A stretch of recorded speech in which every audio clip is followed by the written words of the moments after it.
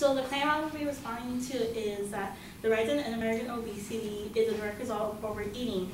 And my opponent's claims was that American obesity is caused by calorie intake that has significantly increased in past years, that Americans have not increased their level of physical activity, and that Americans have an irresponsible attitude towards portion control and calorie intake. So most of their claims focus mainly on the lack of physical activity and portion size that Americans have had.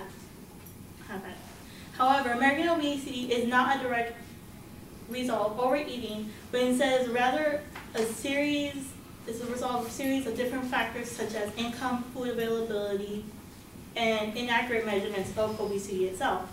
So my first claim is that it's not only a rise in calorie intake that has caused obesity. It has been shown that obesity rates have corresponded to income level, and those who have less education and are at lower income have less access to healthy food.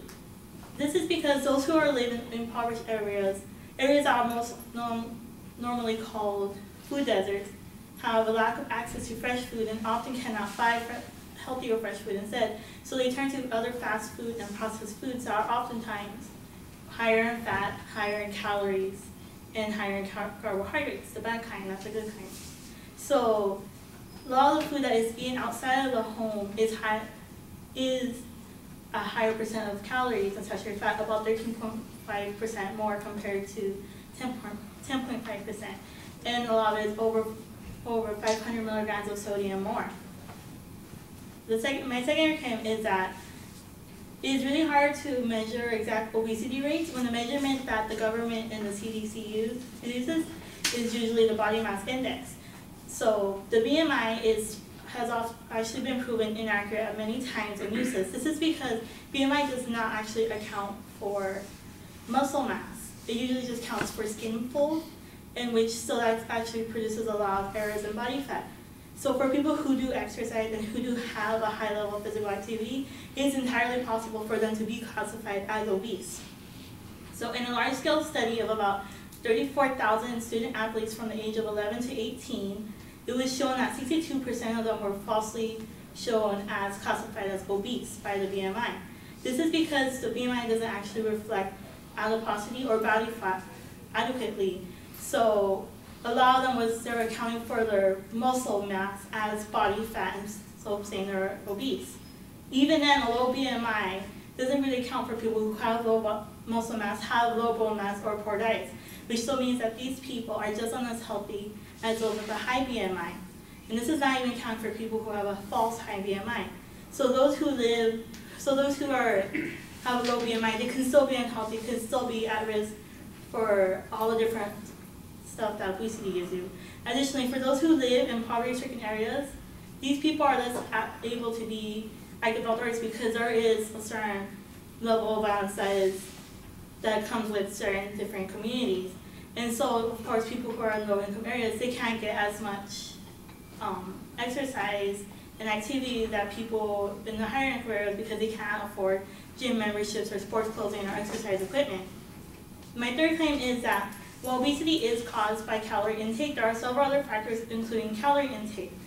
So in a 2000 study shown by Cornell, it is shown that working mothers spent less time cooking, eating with children, and less time tending to their child, regardless of the income, age, or level of the parent or the mother. This means that the child was not eating as healthy as they should or getting exercise they should be getting because much of the time their parents were working. And so it wasn't just that they were eating too much or too little or anything. It was just that a mother didn't have enough time to feed her child a home-cooked meal. So a lot of the time the mother was spending 2 extra minutes a day purchasing meals that were prepackaged or ordering takeout. So for the rising obesity in children, it wasn't because the parents didn't care or have an irresponsible attitude towards their child's food choices, but rather they didn't have the time to make healthier decisions. The same goes for working adults. Many working adults work full-time days and were expected to work overtime, with many of them working 22% more hours outside the home than when not getting paid. So And with America having the lowest rate of time off each week and having the highest rate of overtime, it was no wonder that they can't afford to spend time to make a balanced meal. So overall, many of these factors will contribute to the rise in obesity, not just overeating and not just a lack of exercise. Thank you.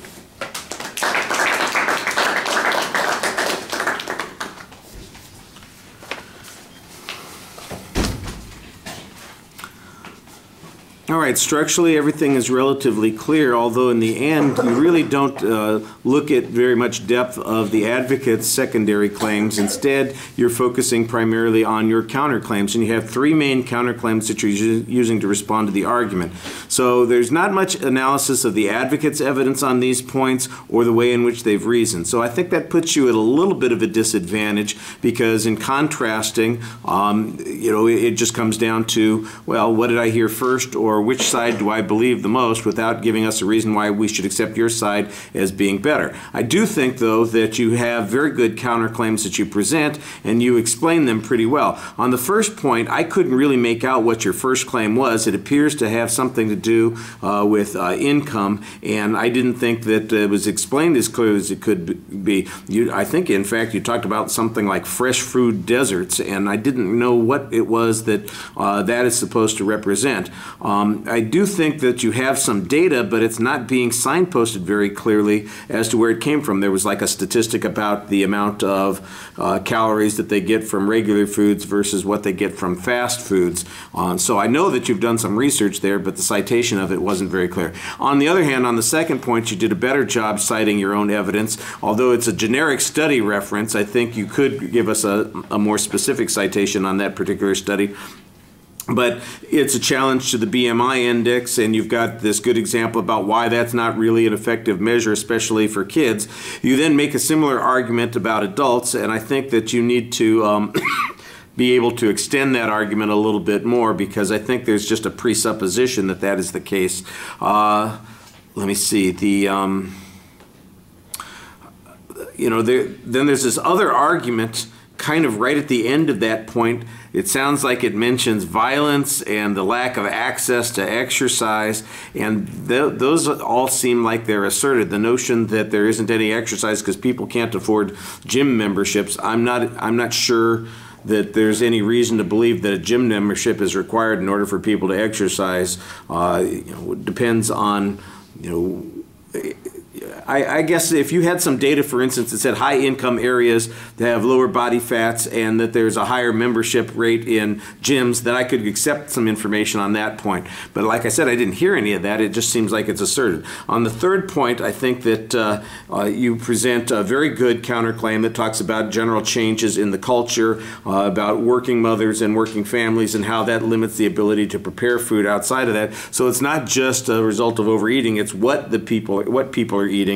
It's not, they're eating fast food that has all these particular problems. So I thought you did a good job on that. I also think you do a very nice job talking to the audience when you're talking to us. I think that affects us pretty well. Like I said, except for that one spot where I couldn't quite make out what you were saying, and it may have been that you needed a smoother transition to that first point so that I could catch up at least. Or maybe when you listen back, maybe it will not sound quite as articulate as you thought it was. I'm not sure which it is. Like I said, I got the general gist of the argument, but it sounded like that first claim was just mangled. All right, thank you.